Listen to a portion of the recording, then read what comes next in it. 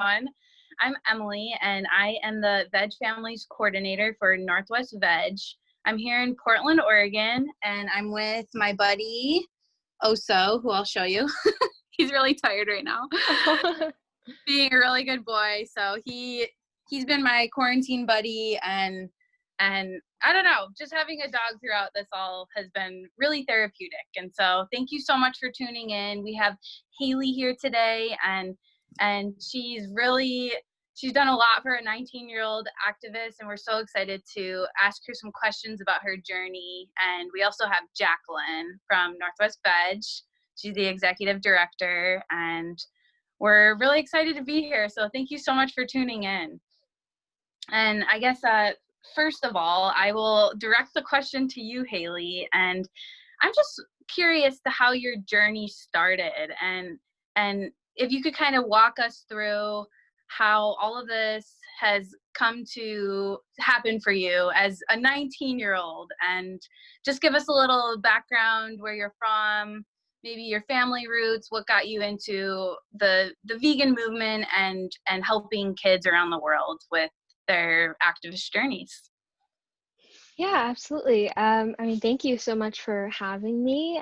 This journey has definitely been one that has just continuously blown my mind. And I think overall, as I am telling my story, I think it's important to really reflect on just how our individual experiences and the things that we learn, how valuable those things can be to others when we simply just open up and are vulnerable. And that's really what my experience has been, is just like sharing what I'm learning and the things that I'm passionate about, and then having just amazing community from all around the world really form around that. But yes, so I really got into health and wellness and food after my dad was diagnosed with type 2 diabetes when I was around 8 years old. And I, had always loved food. Both of my parents are from Jamaica, so like I was not a picky eater in any way, shape, or form. I just always loved exploring different flavors and cuisines and cooking with my mom. But for us, nutrition wasn't even a thought, to be honest. I actually was vegetarian when I was a baby, but quickly, we weren't super convicted in that. And so we had eventually, switched to eating meat and things like that. And over the years, my dad's health had just started to decline, and he eventually was diagnosed with type 2 diabetes. And so through that diagnosis, my parents have always been the type of people to question everything. And so I definitely have inherited that from them. And they were questioning, the medication that he was prescribed, and it had ridiculous side effects and, no guarantee to cure him. And so we decided to look into food as an alternative healing method. And so my mom was really spearheading the research and everything. But the really amazing and unique thing that she did was include me and my little sister in on that journey. And so together we were learning about, where food comes from, how it grows, factory farming, and watching, all the essential documentaries, and just really learning and applying what we were learning together in the kitchen. And so about a year of really getting educated and then taking action led us to completely reversing my dad's condition. And so we weren't even fully vegan at the time, but we had cut out red meat. We had started, reducing the amount of dairy that we used, and, seeking superfoods and things like that. And so for me, I was still, a little kid, but I was so blown away by how powerful food could be. And I had no idea about this. And I also noticed that my peers at school had no idea about it. And even in, the PE class that I did have, which millions of kids don't even have, today, we never talked about nutrition. It kind of seemed like in order to be healthy, you just needed to like run around, and then you could eat whatever you wanted and have no effect on your body. But through, what I learned at home and saw through my dad, getting better, I started to realize that there was definitely a disconnect, and my friends had no idea about this. My family members, nothing. And so I thought it was important for me to not only share my experience, but also my love for cooking and healthy foods. And that's really when this entire journey started. And I, got some opportunities like share my story through an organization I was on the youth advisory board for. And then everything just kind of domino affected into eventually starting my nonprofit, Happy, which stands for Healthy, Active, Positive, Purposeful Youth. And so the real mission behind that was just to empower young people through, holistic wellness education, and to have them understand that not only when you eat healthfully are you nurturing your and fueling your body, you're also fueling your potential to do great things and to have the energy and vitality to invest in yourself on multiple different levels. And so through this journey, it's just been such an incredible ride. And veganism at first was not even anything in my hemisphere. I feel like when we first started learning, we had seen some things here and there about it, but it was randomly in 2014, I believe, that I had come across an article online that said that red meat caused cancer.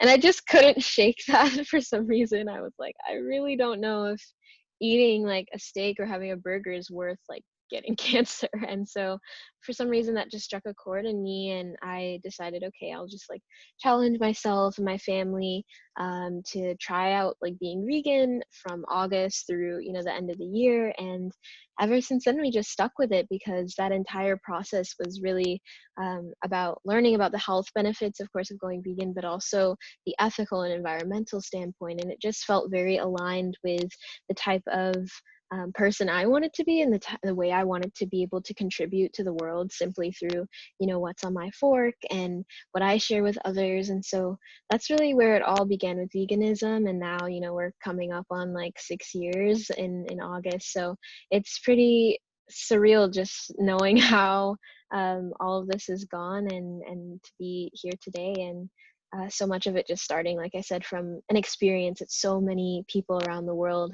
have, which is, dealing with health issues and not being sure how to handle those things. And so I'm just really grateful that so much has blossomed out of that, and just sharing the journey.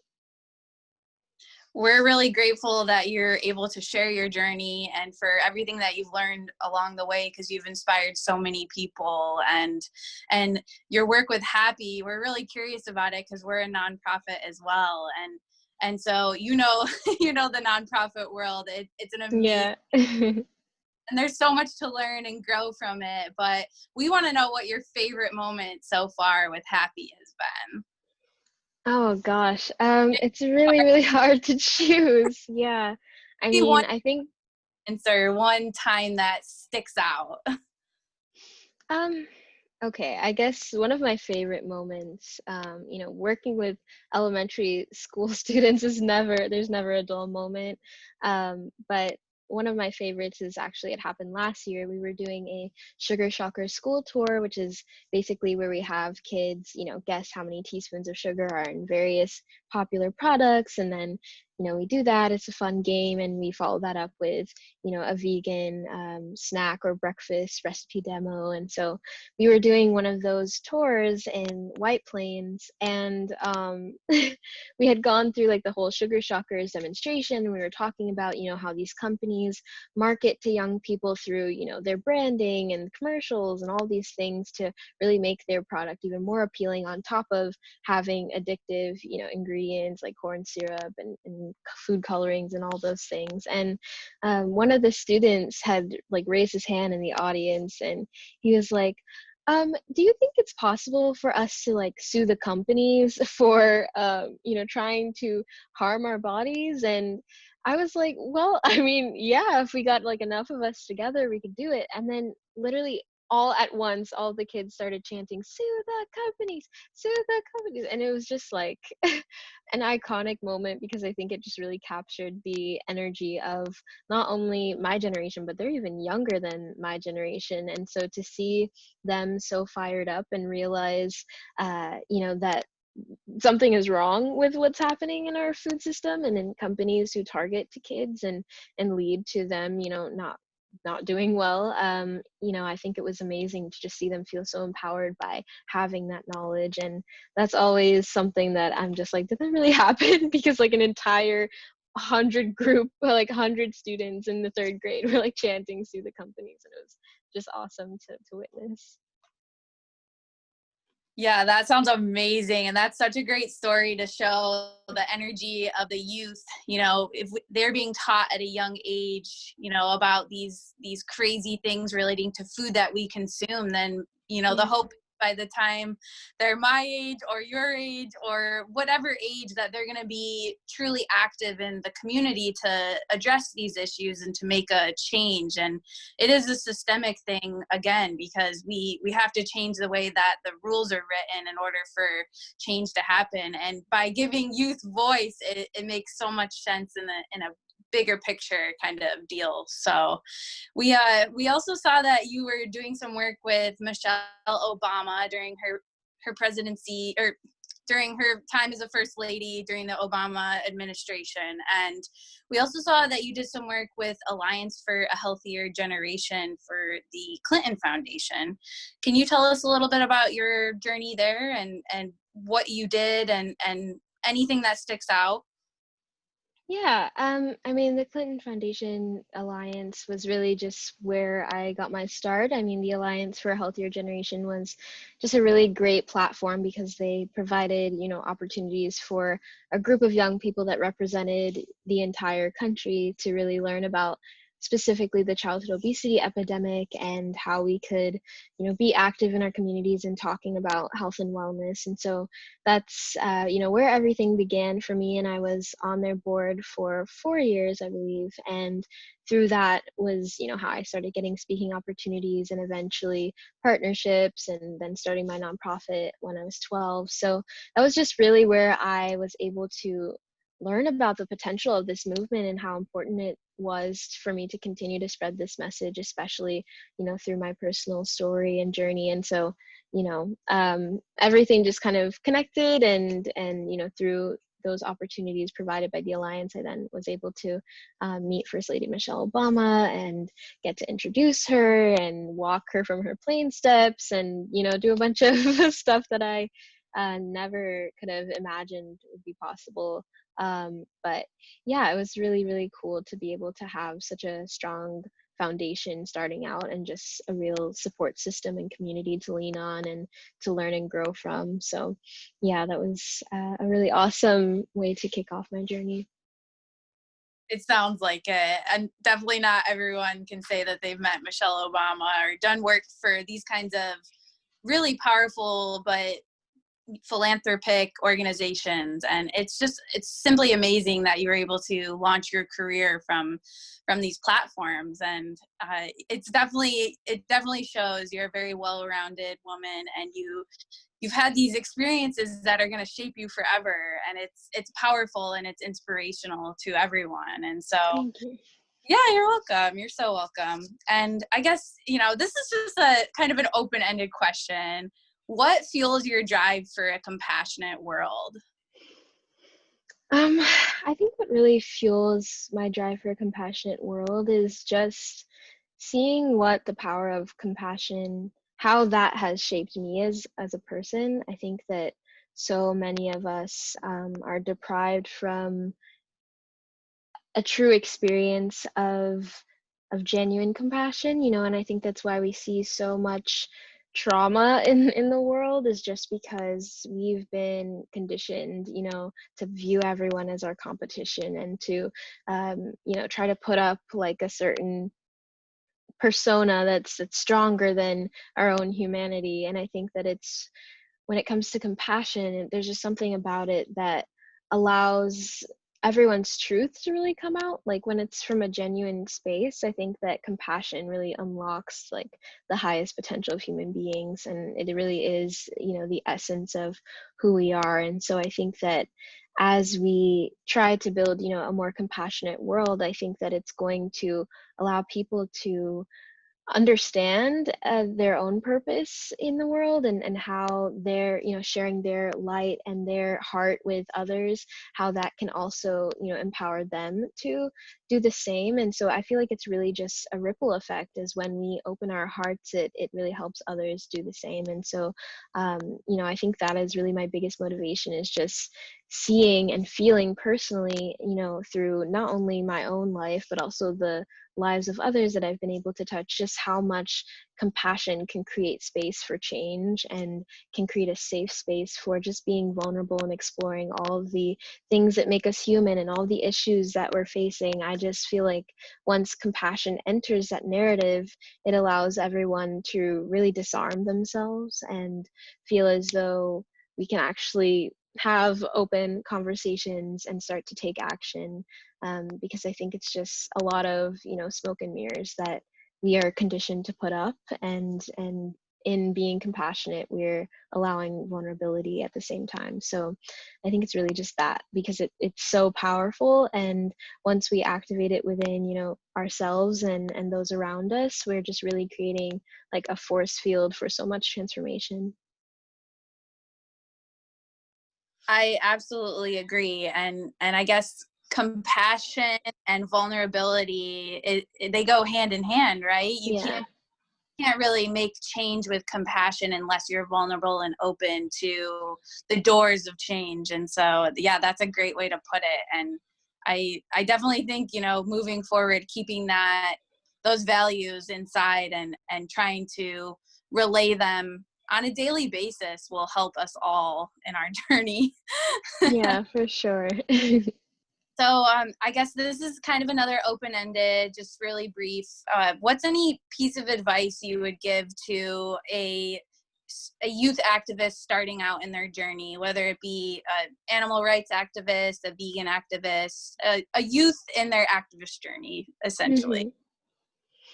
Yeah, I think that, one of the things that I'm really grateful for is that I, started my activism and advocacy when there was no, quote unquote, like blueprint for what that looked like. And I think so many young activists feel a pressure to kind of show up in a certain way and to make a difference in a certain way, when in reality, if we're able to follow like the intention behind whatever we're doing, then your activism is coming from a place that is really genuine, and I think 10 times more powerful than trying to mimic what might be the blueprint or the example of what an activist is. I think that it can be so expansive and all inclusive, and I think that it's really important to embrace the fact that we can really create our own paths through this type of thinking, and just releasing ourselves from trying to live up to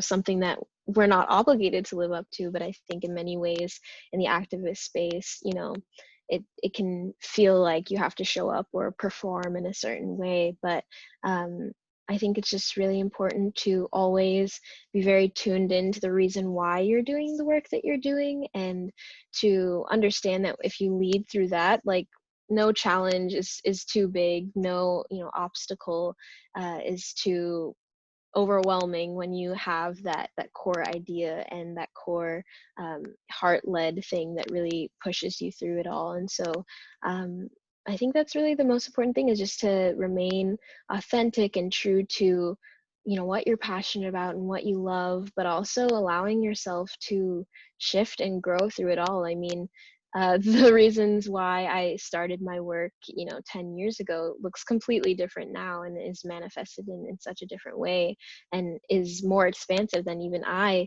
could recognize. But I allowed myself to kind of grow into the higher potential of all of this. And I think it's important for us all to just like drop any preconceived notion of who we're supposed to be or how we're supposed to show up, and just really let it unfold in a way that feels good to us and is making an impact that we like to see. So yeah, that, and also just really finding a core group of support. And that system can be within your friends, your family, your community, whatever it is. I think it's so important to really have the right people guide us, but also to be able to learn from those who might not be the right people as well. And just to remember that all the steps through the journey are necessary, and just kind of let it all unfold. That's such great advice. And again, I'm going to have to take this with me. And being authentic, being true to yourself, these are things that sometimes, we forget in the day-to-day of life. And so it's refreshing to hear it, and it's refreshing to hear it from someone of your age who has a high caliber to enacting change. We like to call these change agents, and you're a perfect example of that. And I guess personally, I am curious, and you could tell our audience, what did you do, or what has been your approach to sharing your vegan journey with your family and your friends? Not necessarily like the conversion aspect, but what do you do, and what do you say to people who may be curious or maybe not, about the potential benefits of this lifestyle, and bringing in the other influences of compassion, and just living to your truest potential? How would you approach this to someone who knows very little, or maybe is curious to try it? Hmm.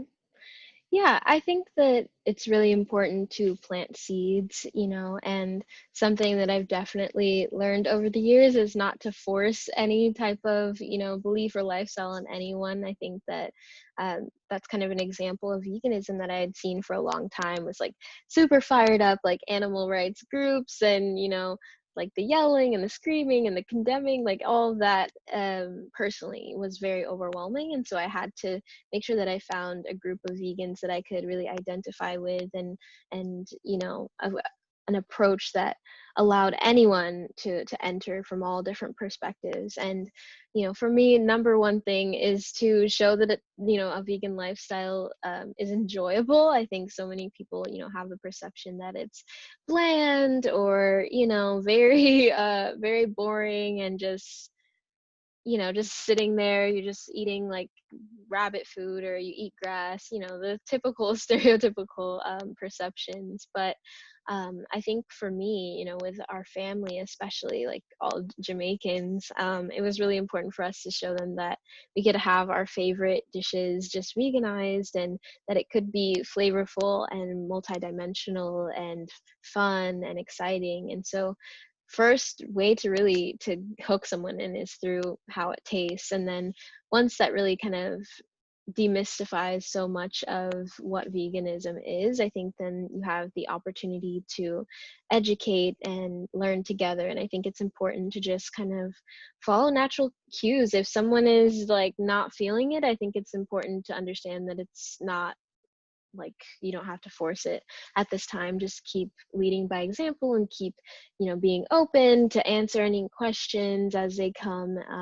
But big thing for me is just always like getting educated together. So sometimes we'll suggest like a movie night to watch an environmental documentary that's centered on veganism, or the latest vegan documentary like Game Changers, or something like that. And I think as more documentaries come out, I'm finding they're more relatable as well to people who are outside of the lifestyle. So I think that really those two things is just like getting educated together and eating together and enjoying, all that the lifestyle has to offer, that vibrancy, that diversity, and letting people know that it actually tastes really good, and it can. And just as anything, if you don't season it or prepare it right, it's going to be gross. So very important to just like calm everyone down and realize it is just food, just minus a couple of other food items. And important to really make sure that people still realize you can be creative and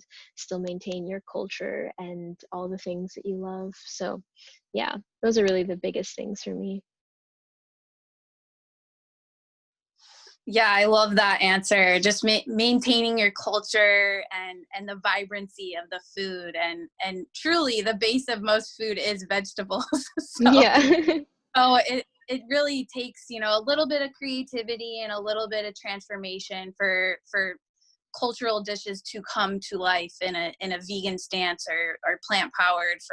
For whatever dish you're creating, there is potential. And yeah, I guess one of the things I've been missing a lot lately is just that connection of, oh, let's have a movie night, or let's have dinner.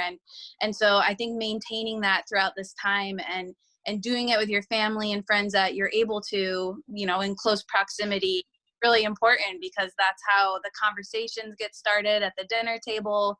That's how these conversations get started after watching influential documentaries, or videos or podcasts out there. It all happens with those conversations and those dialogues that we continue to hear and share. And so that's, the base of the movement, right?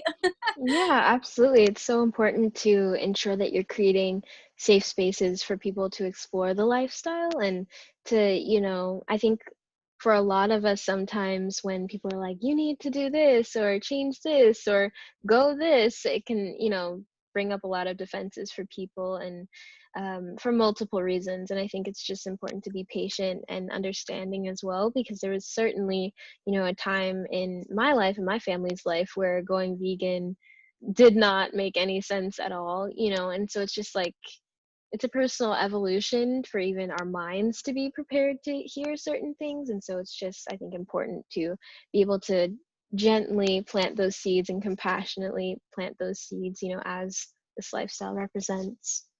It's so true. And everything you said, I agree with. And it's just a good perspective, because not everyone's going to see eye to eye with us. And, even when it comes to family, these are the harder conversations we have to have for a lot of us who are just starting out, or, I'm 10 years in and I still have to have these conversations about Yeah. what can you eat, rabbit food, all of that you said happens. And so learning how to properly address and move forward in a way that's educational and informative, as opposed to defensive. Yeah, getting defensive all the time doesn't help the cause either. So yeah, Yeah. it's a learning process for us all, definitely.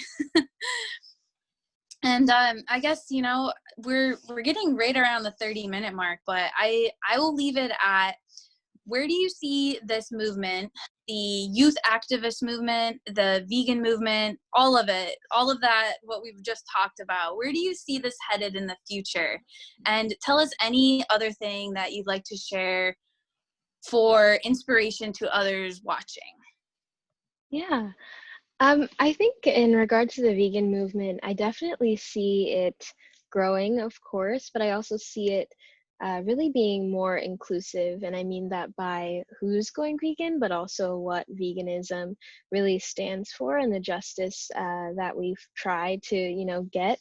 I think that it's starting to be more inclusive and expand beyond, just animals outside of our species, but also those who are facing injustice within our species. And so I think that that's a really beautiful thing, especially these past few weeks. We've been seeing a lot of obvious racial tension and, a revolution happening. And it's been terrifying and exciting to see really these conversations that we're having expand, and the idea of compassion, as we spoke about, really being all inclusive and something that is represented and manifested in so many different ways. I think that it's so important for it to not be, selective or conditional in the ways that we open our hearts and our minds. And so that has been really beautiful, and to see the just the space become more diversified so that others from, different cultures and backgrounds can feel, more welcomed into the space. I think that's a really beautiful thing.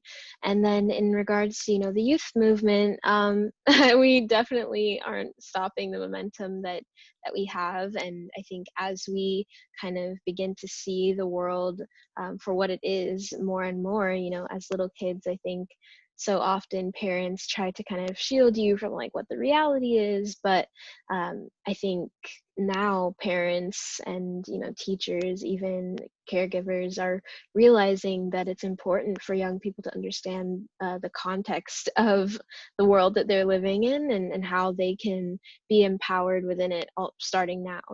I think that it's definitely a mistake to wait to have people feel as though they're powerful, when they're older. It's so important for us to recognize our power at the youngest age possible, and to see little kids, marching, and to see them making protest signs or their own videos, and, people my age or little younger, little older, like to really have the entire world population activated in such a way is just beautiful to see, because I think that it allows our movements to be 10 times more effective because we're able to speak to so many different groups of people. So I'm, very, very excited and hopeful for this future that we're building. And I recognize that, what is being built is a world that is inclusive and compassionate and celebrates, our diversity and our unique gifts and light, and creates space for those things to be expressed. So I'm just, grateful to be a part of, pushing that forward, and to just see, like I said, like my entire generation and then the next, activated and excited and informed. Like, I think that's a really powerful thing to have all this going on, throughout many generations. So yes, the future is bright for sure. Even though it seems really tough right now, I know there's definitely no going back. Such a great way to leave, or not to end this conversation. The conversation's just beginning, but such a great sentiment to digest. And I really like it. It becomes so important for us all to take these messages that you've shared and to bring them into our daily lives, and to keep persisting through hard times, because truly, like, our community and the inclusivity and the diversity that we are projecting and that we are able to collect globally, it's phenomenal. And it really is just the beginning. And empowering youth, I think, is such an important step. And it takes people like you and all of the other youth advocates out there. We see you, we hear you, and we're so thankful for you. Yes, and we're thankful, to have guides through all of this, and to have the support of, the generation before us and our parents and all that good stuff. So it's a great feeling to be supported and uplifted as well. Yes, absolutely. And it goes without saying, you're truly an inspiration, Haile, and Thank you.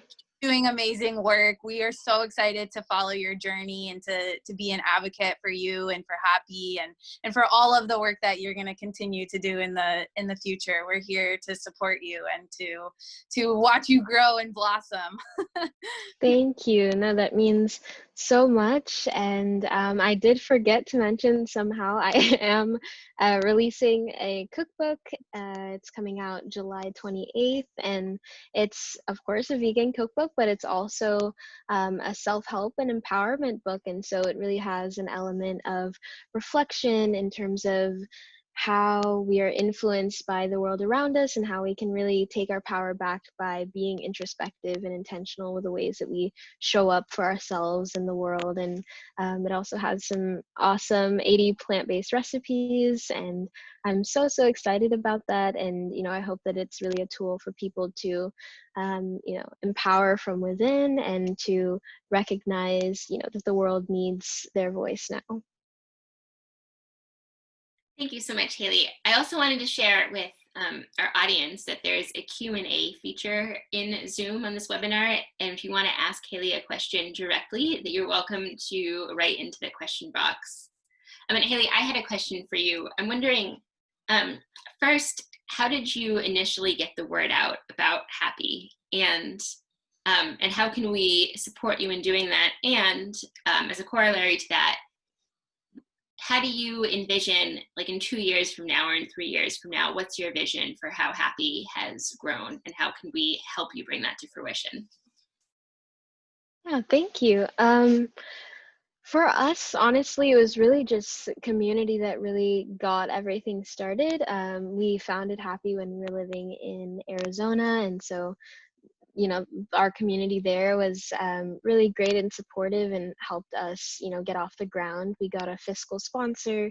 We were with the YWCA, and so through them, we were able to test out like programmings with the young people that they had in like after school programs, and ELS programs as well. And so through that, we were able to, really just experiment and have fun with those kids, and be able to understand really the demographic that we were hoping to serve. And so, we were able to do that for a couple of years and learn from those experiences, and, get to do our first summer camps and our first event, and things like that. And so through that, we were able to learn so much, and then be able to eventually do programming in schools. And so for us, the evolution that we really want to see is, of course, to expand our reach. And so one way that we are really excited about doing that is through a virtual academy that we've been working on, to really make all of this information accessible to kids all across the globe, and something that is digestible and fun and engaging. And in building that, it allows us to be everywhere all at once. And I think that's something that we've definitely struggled with, is like making sure that this information gets out to every possible student that we can. And so through this academy, we're just really excited to not only provide plant-based nutrition education, but also really the entire scope of wellness, which includes mental health and self-care, and activating and stepping into your purpose and how you want to make a difference in this world. So that's one big way that we're really excited to expand our work. And then the second would be, of course, to have like a facility, like a headquarters or happy campus would be just a dream come true, to really be able to grow stuff and host classes in our camps there, and to have special dinners and have kids make their own products and all that. I mean, that is definitely one of our biggest dreams, is just to have our own headquarters. And the best way to support us in bringing that vision to life is, of course, through not only sharing our work, but we're always open to and appreciative of donations and connections to people in the food space, and in the health and wellness sphere and vegan sphere as well. So just, I think creating synergy is such a big thing for us, and being able to collaborate to expand on everything that we're doing. And I see on your website, for those of us who are listening, that you can make a tax-deductible donation through thehappyorg.org on your support page. Mm-hmm. And so I would invite our listeners to visit that page to support Haile in her important work. Thank you. And we have some questions from our audience. What is the name of the cookbook that you'll be coming out with? Yes, I'm sorry. It's called Living Lively. And yes, comes out July 28th, and sold everywhere books are sold, which is crazy to even say or think of. Do you have a favorite recipe? Oh gosh, I have quite a few favorites, but I think one of my top recipes in there's strawberry tahini cookies that are phenomenal, and one of my favorite desserts ever. And then I also have this barbecue tortilla pizza that is so delicious. It's like a sweet potato pizza with like mushrooms and homemade barbecue sauce. It's so delicious. I also have like blender oats in there that I love. That's a really great way to like get a bunch of superfoods and nutrition into your oatmeal. And let me think. There's so many that I love. My straight fire mac and cheese is really delicious as well. So yeah, there are a ton in there. It's 80 recipes, so my mind is like, which one do I pick? But yeah, I'm really happy with the selection that we have in the book. And what's really great is that I also encourage people to kind of mix and match and make their own versions of the recipes, so it's very much like a customizable journey as well. And Haile's book is available for pre-order. Yes. Where's the best place to go to buy it or to pre-order it? Yeah, I think I can just put it here in the chat. So I'll type it here. Just on my website, haileyvthomas.com/livinglively. I'll put it here. Awesome, thank you. And I see a question as well in the chat. in addition to supporting nonprofits like Happy, is there certain legislation or institutional changes, such as advocating for increased subsidies for organic farmers, that the public can support to assist your efforts to helping families sustain plant-based diets at home affordably? I'm sorry, you're chipping out a little bit for me. Could you repeat that? Sure, and it's in the chat too. Oh, okay. Is there certain legislation or are there institutional changes on a larger scale that we can support to help you in your work to bringing plant-based food affordably to homes? Yeah, no, thank you for that question. A really major thing that's happening right now, I believe this hasn't closed yet, but the FDA is doing, a recount of like what the MyPlate looks like, and um, that reshaping is so important, and we can actually give our feedback as to what is essential on our plates. And a big thing that vegan groups are fighting for, including our organization, is to remove dairy, because especially communities of color have lactose intolerance issues, and that brings up an entire other conversation of really the health issues that are in those communities at disproportionate rates. But with dairy being on the guidelines, the dietary guidelines, it's causing a lot of havoc for those communities. And so big thing is to leave in the comment section on the review of those guidelines that we need to remove dairy off of that list. So that's something that's major that's happening right now, and I believe it is still going on. So if you get a chance to comment there, that's a big help. But for other things, in terms of really making systemic change, there's a lot that we can contribute to. But to be honest, our organization really doesn't focus much in that area right now. A lot of it is education and empowerment to ensure that when changes happen in schools, for instance, we've worked with a couple of schools that have tried to adopt vegetarian school menus, like for their lunches, and a lot of kids weren't really open to it because they didn't understand the shifts that were happening, or they weren't included in the process. So for us, we advocate for getting kids more involved in those changes in their schools, and to understand the importance of those changes as well, both physically and environmentally as well. So that's really where our focus is, but we do have amazing partners who are working on more so the policy and legislation side of things as well. One more question from one of our audience members. Do you, obviously not right now in the age of COVID, but do you travel to speak to groups and churches where primarily, in addition to doing your online forums and series, do you speak with groups? Yeah, speak all over at churches, with different organizations, at schools, conferences. I mean, really, I've been able to get to spread this message through multiple outlets. So there is not really anything that's been off limits. But I do see this question as well. But yeah, honestly, this message has been able to take me all over the world, and through many different organizations and groups as well. So I have a forum on my website, so if there's anything in like 2021 or 2022 that I can be a part of through there, you can send requests.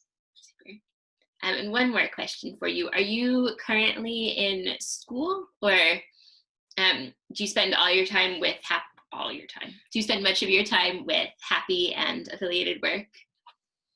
Yeah, so the work that I do is my full-time job, both as an author and speaker, and working with Happy. But I did actually go through a health coach certification program when I was 16, so I am a certified integrative nutrition health coach, and I also just love taking online courses and seeking my education through that avenue. I personally just don't have time to actually attend a brick and mortar school, and it doesn't really align with kind of the future that I want to build and engage with, in terms of being able to have, flexibility and to really customize and zoom in on what I want to learn about. And entrepreneurship is definitely the path that I'm pursuing. So that's kind of my take on college and everything. And it was definitely, an internal battle to really decide that and to feel firm in that decision, because I think there's a lot of pressure for, young people to just kind of follow a quote unquote safe path, or to go through that traditional education. But now there are so many different ways that we can become educated and experts in many different fields. So I've been really grateful to engage in online learning that's really transformed my life.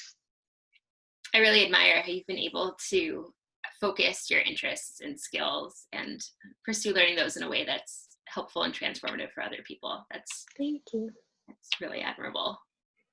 Yeah, I'm very lucky to have parents who support that, for sure. Any other last questions for now for Haile from anybody listening?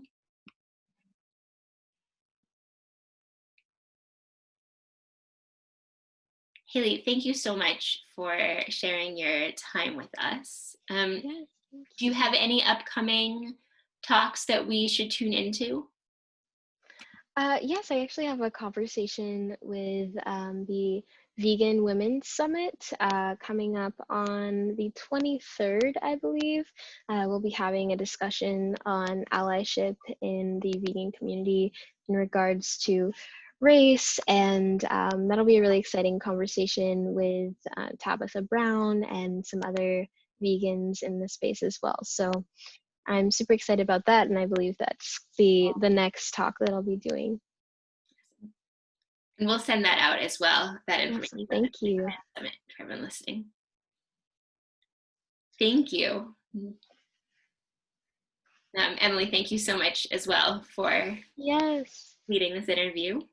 No, thank you so much, Haile. It was a pleasure getting to talk to you and learning about your journey. And it truly is so inspiring to see the youth take charge. And we need this more than ever right now, while we're all still coming out of quarantine or still in quarantine. We need to elevate your voices to really, get this momentum and this conversation started for good. It's not going away. We're just starting. Yeah. Yes. No, thank you. It's such an honor to speak with you both, and thank you to everyone watching. Yeah, no, this has been great, and this is the first conversation of many. So it's a pleasure getting to know you, and we hope that you're staying healthy, safe, and keep doing your amazing work, because it's transcending generations and truly amazing. So thank you. Thank you so much. Thank you so much. Thank you, everybody, for tuning in. All right, bye. Bye.